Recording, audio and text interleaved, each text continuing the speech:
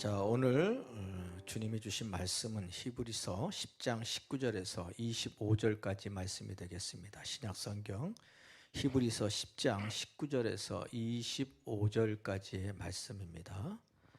우리 함께 한 음성으로 봉독하시겠습니다. 시작. 그러므로 형제들아, 우리가 예수의 피를 힘입어 성소에 들어갈 담력을 얻었나니 그 길은 우리를 위하여 휘장 가운데로 열어놓으신 새로운 살 길이요 휘장은 곧 그의 육체니라. 또 하나님의 집 다스리는 큰 제사장이 계심에 우리가 마음의 뿌림을 받아 악한 양심으로부터 벗어나고 몸은 맑은 물로 씻음을 받았으니 참마음과 온전한 믿음으로 하나님께 나아가자. 또 약속하신 이는 미쁘시니 우리가 믿는 도리의 소망을 움직이지 말며 굳게 잡고 서로 돌아보아 사랑과 선행을 격려하며 모이기를 피하는 어떤 사람들의 습관과 같이 하지 말고 오직 권하여 그날이 가까움을 볼수록 더욱 그리하자. 아멘. 할렐루야. 우리 사랑하는 성도들, 지난 한 주간도 예수 그리스도와 동행하는 복된 삶을 살으셨습니까? 오늘도 이 거룩한 성전에 나와 예배하는 저와 여러분들에게 세상에서 경험할 수 없는 하나님의 참된 평화와 기쁨을 우리에게 넘치게 부어주실 줄 믿습니다. 우리 옆에 계신 분 얼굴 바라보며 밝은 표정으로 인사하겠습니다. 오늘은 참으로 좋은 날입니다. 오늘은 참으로 좋은 날입니다. 성령 하나님이 여전히 우리와 함께 하십니다. 성령 하나님이 여전히 우리와 함께 하십니다. 아멘. 다시 한번요. 예수 안에서 날마다 좋은 일이 있습니다. 예수 안에서 날마다 좋은 일이 있습니다. 우리의 긍정의 고백, 믿음의 고백처럼 반드시 우리의 삶 속에 날마다 좋은 일이 넘치게 될 줄 믿습니다. 제목을 따라해 주시면 고맙겠습니다. 다시 모여 참된 예배를 회복합시다. 아멘. 이 제목을 함께 은혜를 나누려고 합니다. 1년 8개월 동안 계속된 코로나 팬데믹 상황으로 인해 수많은 자영업자들과 소상공인들, 그리고 관광, 레저, 항공업계에 관련된 수많은 사람들이 재정적인 어려움, 말로 표현할 수 없을 정도로 엄청난 타격을 입었던 시간들이었습니다. 위드 코로나로 이제 일상으로 돌아간다 해도 이분들이 정상화되는 것은 많은 시간이 걸릴 것이라고 예상들을 하고 있어요. 그러나 여러분, 자영업자들과 소상공인들, 그 다음에 레저 산업, 항공업계에 관련된 사람들만 어려움을 당하고 피해를 입은 것이 아닙니다. 힘든 시간을 보낸 곳이 있어요. 바로 교회입니다. 성도들입니다. 지난 10월 14일, 지난 목요일 날 국민일보 기사를 보니까 이런 내용이 기록되어 있더라고요. 제가 읽어드릴게요. 코로나 여파로 한국교회 16%가 예배를 드리지 못하고 예배당 문을 아예 닫은 것으로 조사됐다라는 제목입니다. 보건복지부는 지난 3일 사회적 거리두기 이행 상황을 점검하기 위해서 잘 지키고 있는지 점검한 거예요. 점검 인력 7,411명을 투입해서 16,403개의 교회를 현장 조사했다. 그날 저희 교회도 3명이 포천시청 관계된 사람이 왔습니다. 자, 이날 조사 결과 16.4%인 2,693개의 교회가 예배를 드리지 않았다.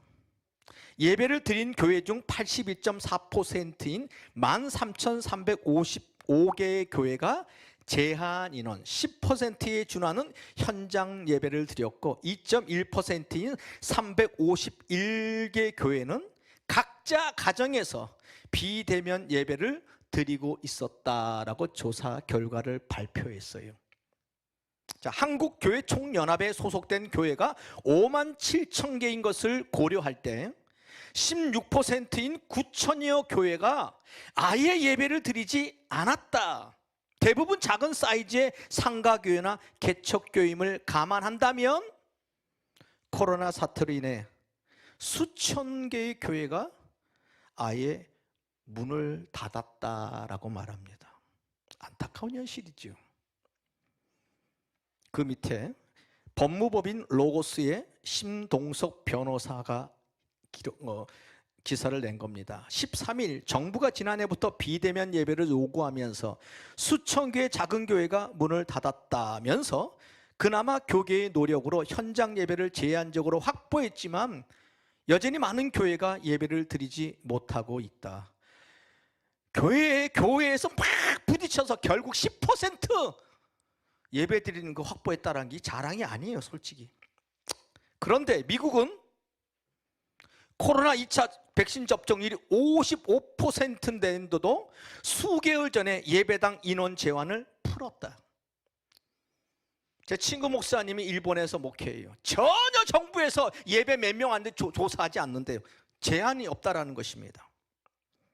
그런데 한국은 60.7% 백신 접종률이 있었는데도 여전히 예배당 인원을 10% 최대 99명으로 제한하고 있다. 여의도 순복음교회 15,000명 들어갑니다. 99명 예배 드리래요. 말이 됩니까 이게? 더 이상 예배 인원은 타협 대상이 아니다라고 이분이 주장했습니다. 만약 정부가 계속적으로 교회 예배 제한을 강요한다면 분명 다른 어떤 의도가 있는 것이 분명하기 때문에 이제는 교회와 성도들이 한마음이 되어서 정부에 항의하는 목소리를 높여야 한다고 주장했다. 저는 이 심동석 변호사님의 이 말에 적극 동의합니다. 이제는 모든 한국 교회들이 이제 일어나야 돼요. 하나님께 드려야 될 예배를 다시 회복해야 된다고 저는 믿습니다. 우리 큰 교회들이 좀 움직여줘야 되는데 꿈쩍도 안 합니다. 그나마 감사한 것은 어제 정부가 발표한 내용을 보니까요, 다음 달인 11월부터 단계적 일상회복, 즉 위드 코로나 정책이 시행될 것이라는 발표를 했어요. 단계적 일상회복을 시행하기에 앞서 사실상 마지막 사회적 거리두기 방안을 이달 30일까지 2주 동안 적용키로 해보겠다라는 발표를 했습니다. 어제 제가 뉴스를 보니까 그래요. 그래서 이제 백신 접종률이 80% 이상이 되는 11월부터는 거리두기 완화로 어느 정도 모임 제한이 없어져서 성도들의 현장 예배 인원도 대폭 늘어날 것으로 예상하고 있습니다. 그렇게 돼야죠. 반드시 그렇게 돼야 됩니다. 이제 내일부터 18일부터요 2차 백신 접종을 받은 성도는요 20% 이상 성전에서 예배를 드릴 수 있게 되었습니다. 그러니까 2차 접종 혹시 2차 접종 다 맞으신 분 한번 손 들어보세요. 다 맞으셨네. 여러분들 다 참석할 수 있어요. 이제. 영상으로 예배하는 우리 성도님들, 그동안 코로나 감염이 염려가 되어서 성전에 직접 나와 예배 드리지 못한 우리 성도님들이 계시면 이제 안심하시고 다시 하나님의 집인 성전에 모이시길 바랍니다. 모여서 살아계신 하나님의 예배하시기를 주님의 이름으로 간곡히 부탁을 드립니다. 자, 영상으로 예배 드리시는 분들, 유튜브로 예배 드리시는 분에게 부탁드리는 거예요. 오늘 말씀의 제목처럼 다시 모여 참된 예배를 회복하시기를 주님의 이름으로 축복합니다. 제가 오래전에 그 책을 읽었던 그 기억이 납니다. 자, 영국의 어느 마을에 아주 유명한 귀족 중에 한 사람, 아주 부유하게 살았던 한 사람이 나이가 들어 노안으로 죽게 되었습니다.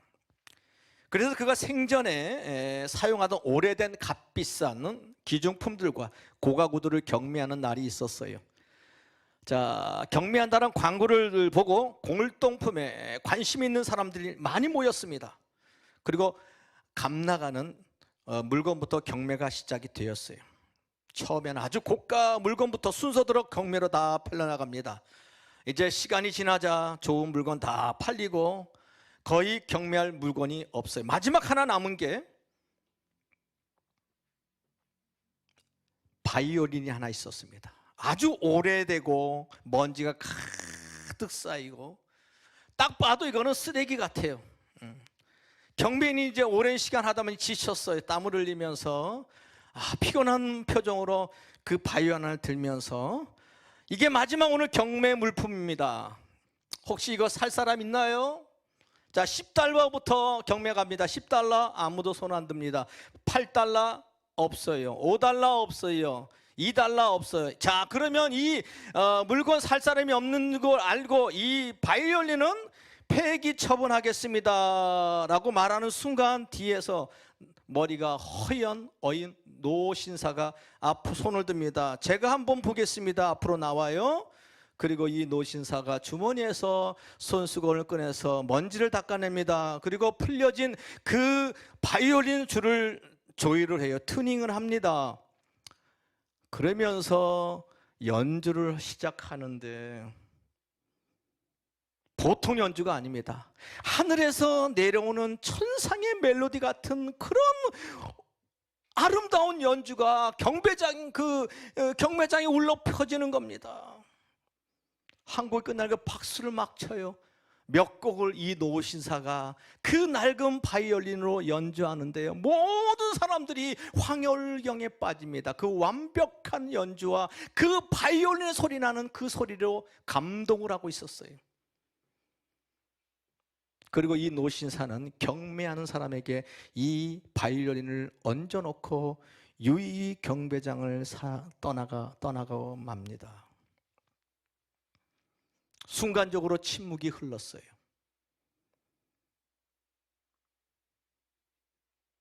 많은 사람들 중에 한 사람이 침묵을 깨고 내가 그 바이올린을 1000불에 사겠습니다. 100만 원에 사겠습니다.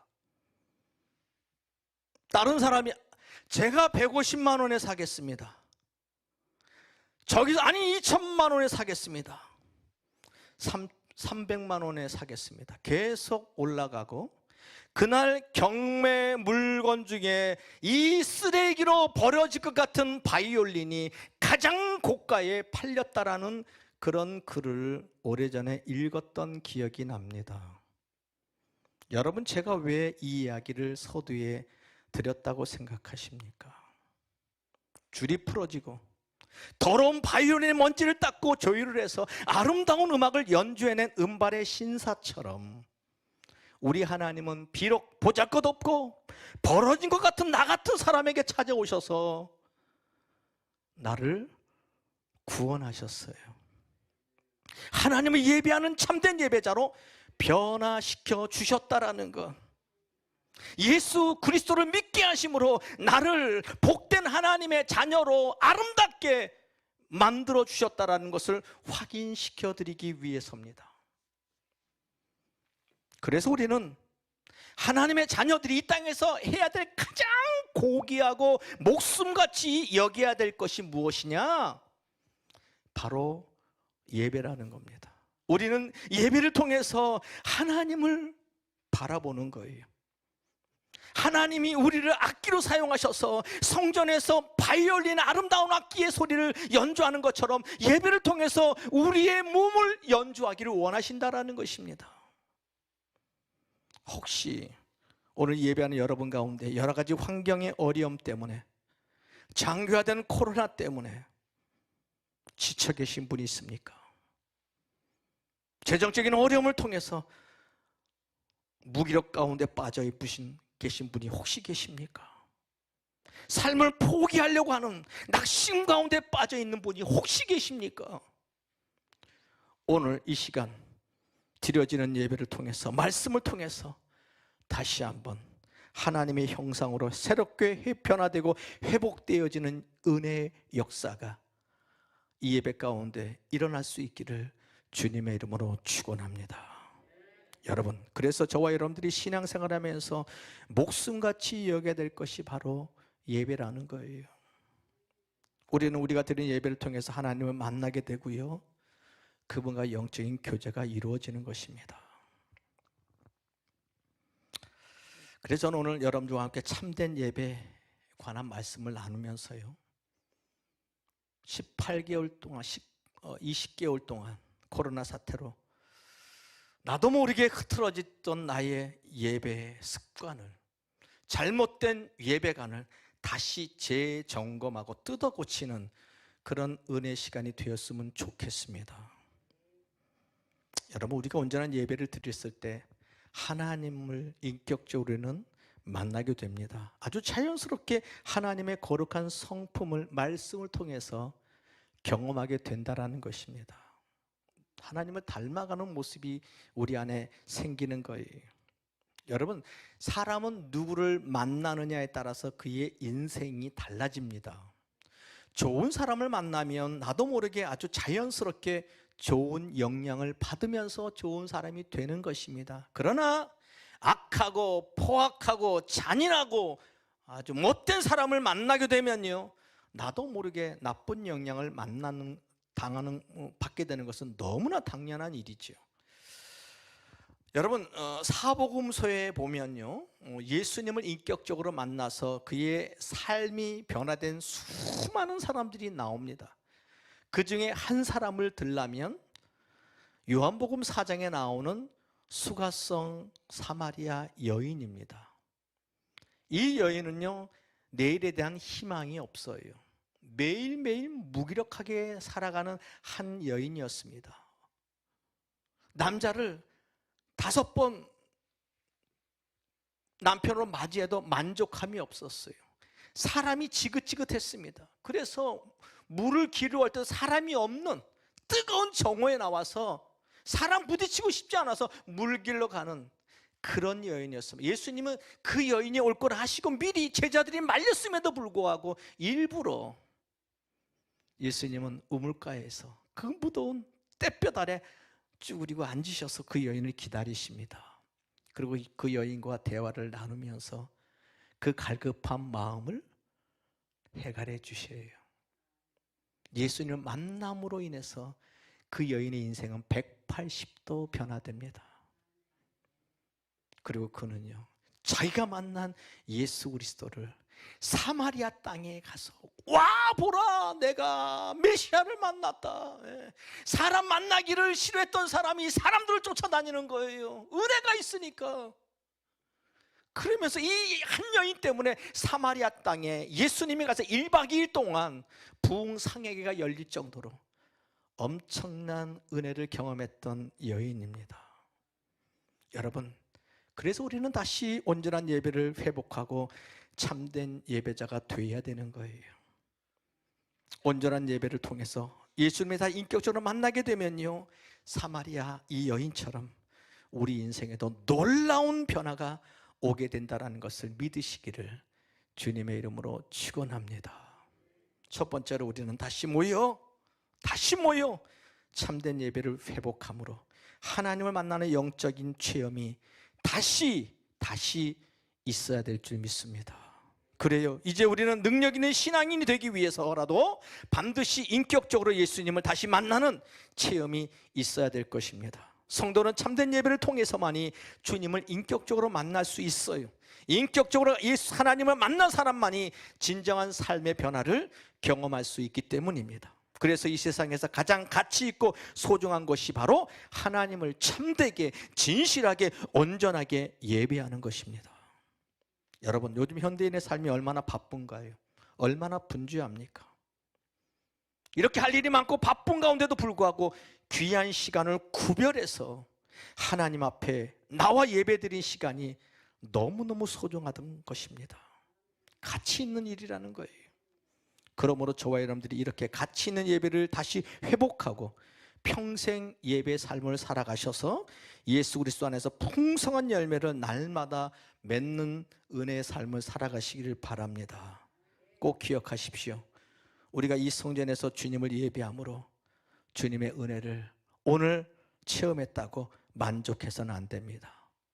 예배를 통해서 들었던 말씀 기억하고 주님이 가장 기억하시는 삶의 예배에서 하나님의 은혜를 흘러버리는 그런 축복의 통로로 저와 여러분들이 거룩하게 쓰임 받아야 될 줄 믿습니다.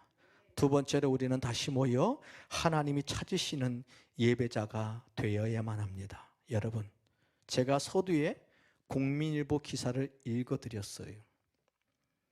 코로나19 확진자가 많아지면서 모든 교회 현장 예배가 법적으로 제한을 받았습니다. 이 일로 얼마나 많은 성도들의 신앙이 무너졌는지 몰라요. 심각한 거는요, 교회 학교가 존폐 위기에 있다고 합니다. 우리 일반 성도님들만 문제가 아니라 이 교회의 주인이 돼야 될 주일학교 무너졌어요. 중고등부 무너졌어요. 여러분 요즘 TV를 보십시오. 모든 프로는 오디션 프로입니다.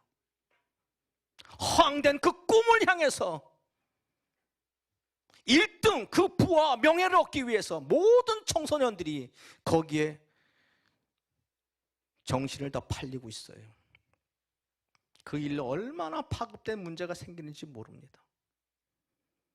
비참한 일입니다, 여러분.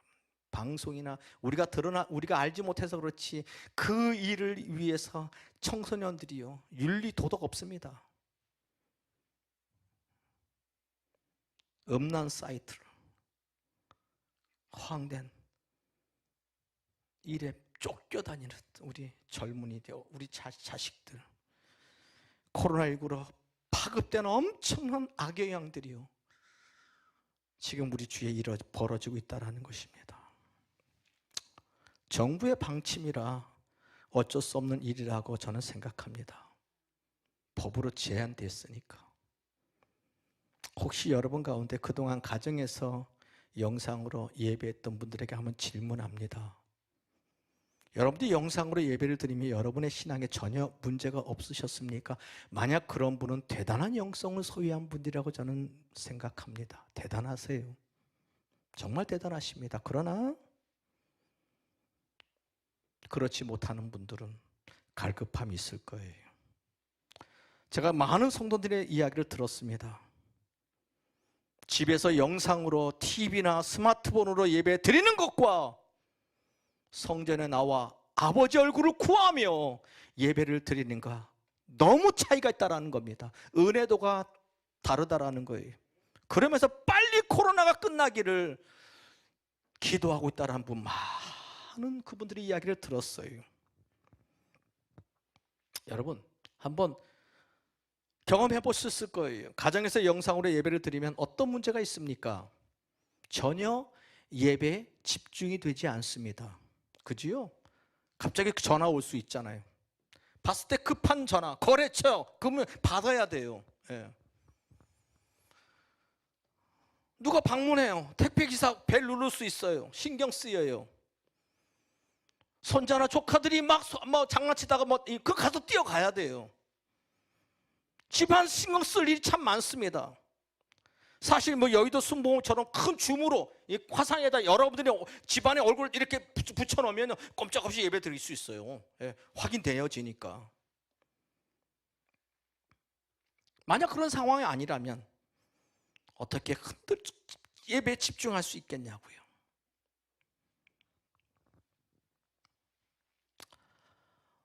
오늘 주일날 많은 가정에서 영상으로 또 현장에서 수많은 사람들이 예배를 드리고 있습니다. 그런데요, 그 수많은 교회에서 예배하는 사람들 중에 하나님이 진정한 참된 예배자를 꼭 찾으신다라는 말씀이 있습니다.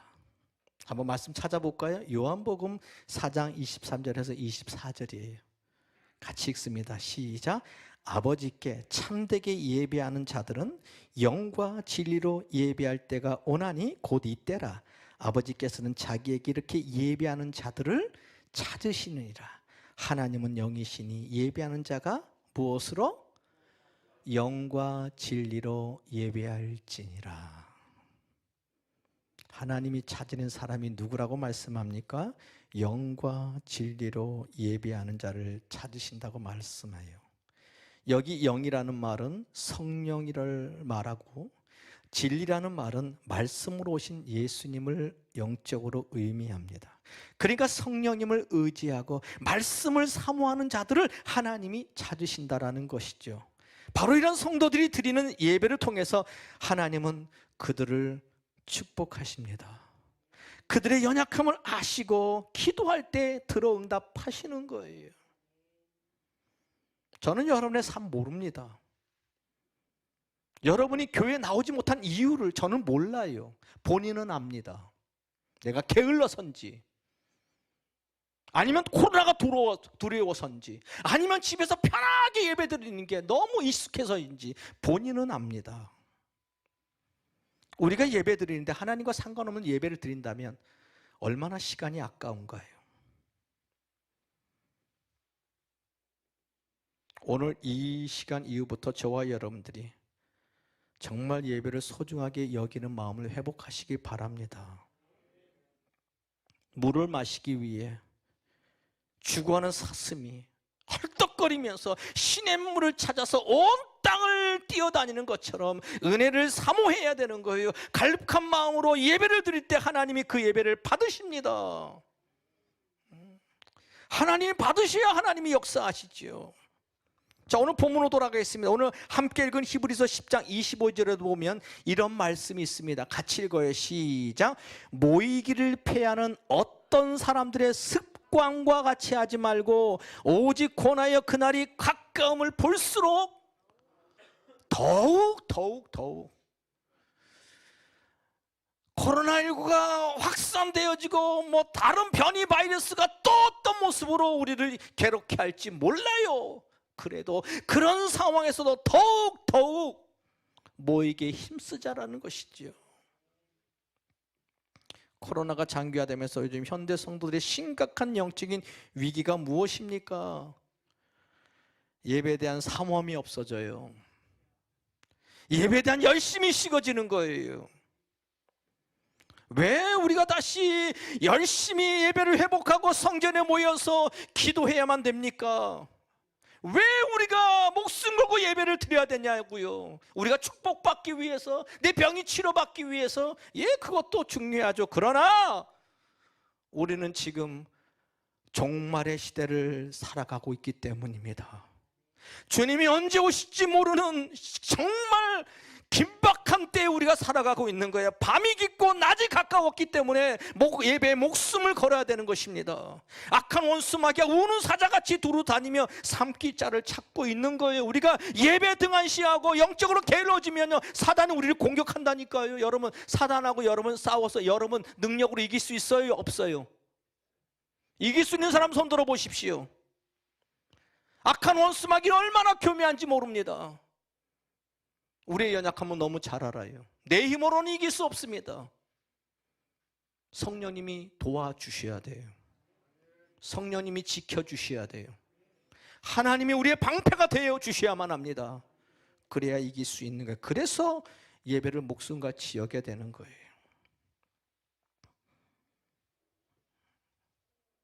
내일부터 어느 정도 예배가 규제가 완화됩니다.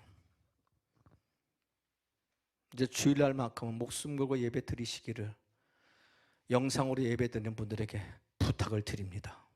여러분 아멘 하셔도, 오늘 성전에 나오신 분은 아멘 하셔도 돼요.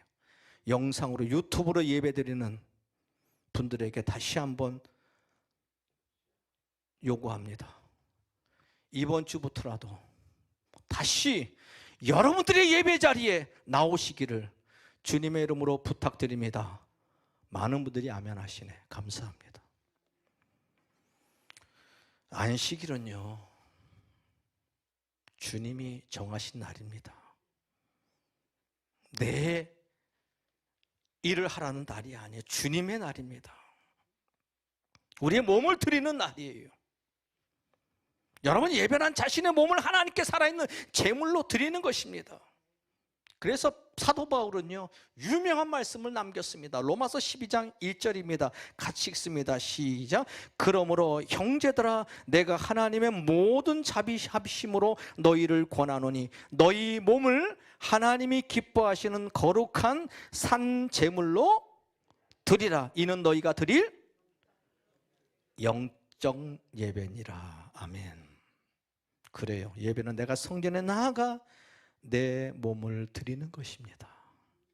저와 여러분들은 아무리 내 삶이 바쁘라도 가장 먼저 주님을 예배하는 삶을 다시 살아가시기 바랍니다. 이 마지막 때에 나의 마음을, 나의 믿음을 지키기 위해서라도 열심을 내어 예배함으로 참된 예배를 회복하는 은혜가 있기를 주님의 이름으로 축원합니다. 세 번째로, 그렇다면 하나님 원하시는 참된 예배를 드리기 위해서는 어떤 조건이 필요합니까? 첫 번째로요, 예수님의 보혈을 힘입어 예배합니다. 무엇을 힘입어? 예수님의 피를 힘입어 예배하는 거예요. 우리가 드리는 모든 예배의 중심은 바로 예수 그리스도가 나를 위해 대신 흘리신 보혈을 의지하는 마음을 반드시 가져야만 합니다. 우리는 날마다 성전에서 피의 제사를 드려야 되는 거예요. 그래서 오늘 본문인 10장 19절에 20절 말씀이 그래서 이렇게 기록되어진 것입니다. 19절부터 다시 한번 읽어요. 시작. 그러므로 형제들아, 우리가 예수의 피를 힘입어 성소의 예배 전에 들어갈 담력을 얻었나니 그 길은 우리를 위하여 휘장 가운데를 열어놓으신 새로운 살길이요, 휘장은 곧 그의 예수님의 육체다라고 말씀합니다. 그래요, 누구든지 예수의 피를 힘입어야 거룩한 성소에 들어갈 수 있는 담력을 얻게 되는 것입니다. 최고 성도의 특권은요, 예수님의 보혈 때문에 누구든지 나와서 예배드릴 수 있게 된 것입니다. 구약시대 때의 제사 방식은 성막의 제사였습니다. 광야에 성막을 지어놓고 그곳에서 하나님께 예배를, 제사를 드렸는데요, 자, 성막 안에는 바깥들과 성소와 지성소 세 부분으로 나누어져 있습니다. 지성소는 1년에 한 번 대제사장만이 들어갈 수 있었고요, 성소는 제사장이 들어갈 수 있었고, 성막들에는 구별된 레위인들, 하나님을 예배할 수 있는 구별된 레위인들만이 들어갈 수 있었습니다. 아무나 성막이나 성전에 들어갈 수가 없을 정도로 예배 제도가 굉장히 엄격했습니다. 게다가 부정한 사람들, 병에 걸린 사람들, 장애인들, 이런 사람들은 절대로 하나님을 예배할 수가 없었어요. 이것이 바로 구약 제사의 방법입니다. 그런데 여러분, 신약에 와서는요, 예수님이 우리를 위해 십자가에 다 피 흘려 죽으시고 말씀하셨습니다. 마지막 말씀이 무엇입니까? 내가 다 이루었다라고 선포하실 때 어떤 일이 났습니까? 지성소와 성소를 가로막고 있는 휘장이 위에서부터 아래로 쫙 찢어졌어요. 이것은 뭘 의미하느냐? 죄로 인해 하나님과 단절되었던, 하나님과 막혀있던 우리 사이에 막힌 죄의 담이 쫙 찢어지고 허물어진 것을 의미합니다. 이 사건으로 인해 이제는 누구든지 하나님 앞에 나갈 수 있게 된 거예요.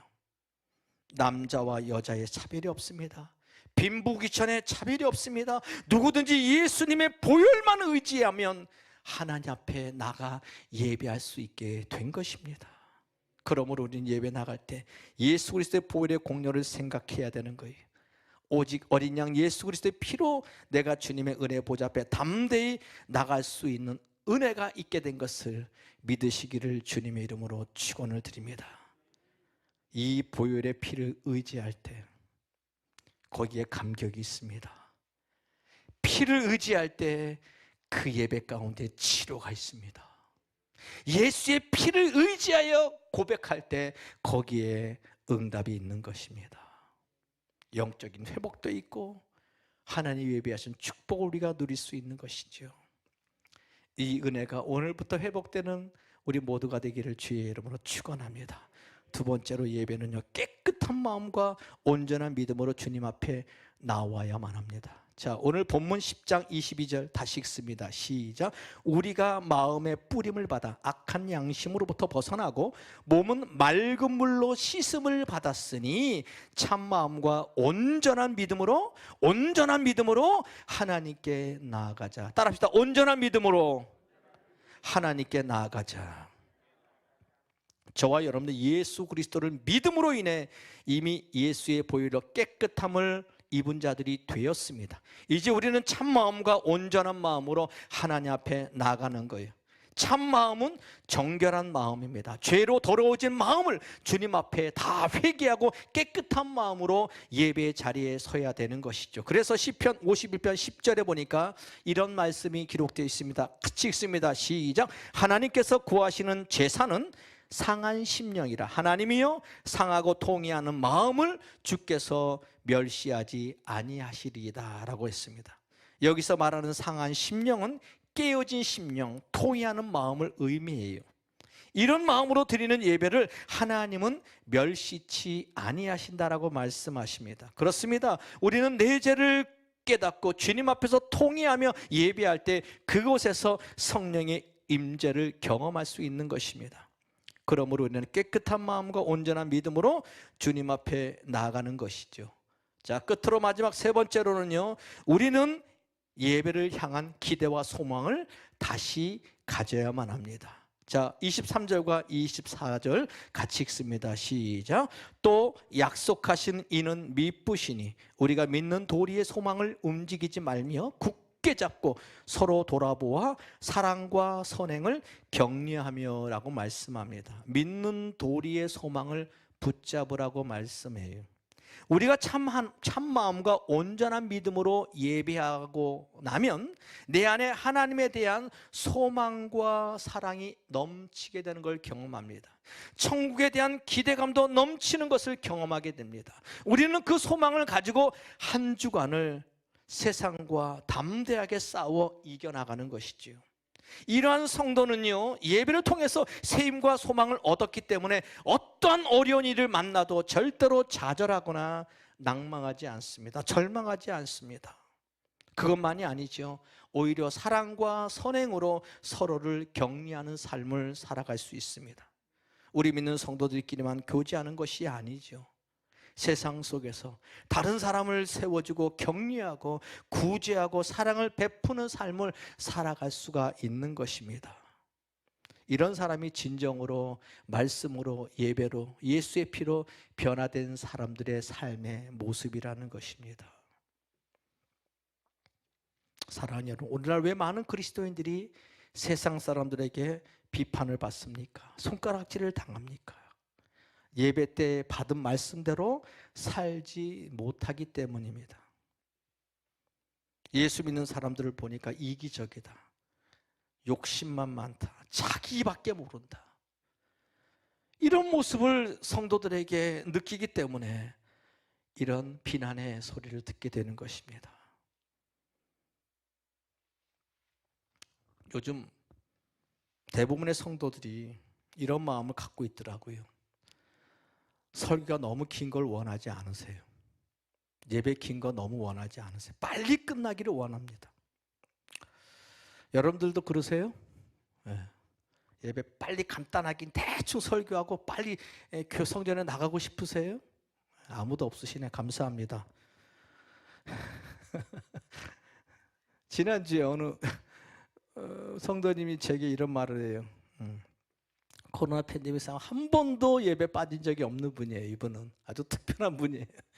이분이 목사님 요즘 이렇게 설교 예배가 왜 이렇게 일찍 끝나요? 그래요. 저는 참 길다고 생각했는데 이분은 좀 짧은 것 같아요. 너무 아쉬워요. 오늘 주신 말씀 제가 가슴에 품고 한 주간도 승리하겠습니다. 목사님도 힘내세요. 이 얘기를 탁 하고 가시는데 제 마음이 얼마나 흐뭇한지 속으로 해서 이분이 정말 예배 온전히 드리는 분이라고 속으로 생각했습니다. 여러분, 그래요. 참된 예배를 경험한 사람은요, 예배를 통해서 나의 사명이 무엇인지를 발견하는 사람입니다. 그래서 그 사명을 가지고 비장한 각오로 세상을 향해 발걸음을 옮기는 사람이에요.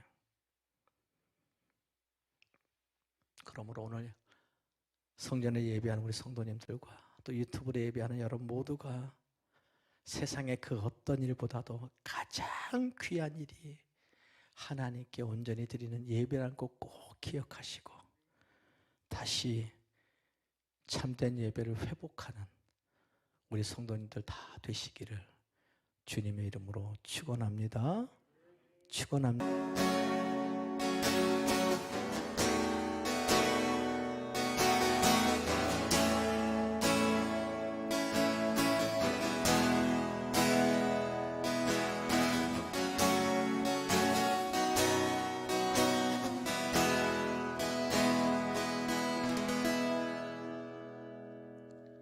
할렐루야. 오늘도 우리 예배를 받으신 하나님께 영광의 박수 올려드리겠습니다. 한 주간도 승리하시기 바랍니다.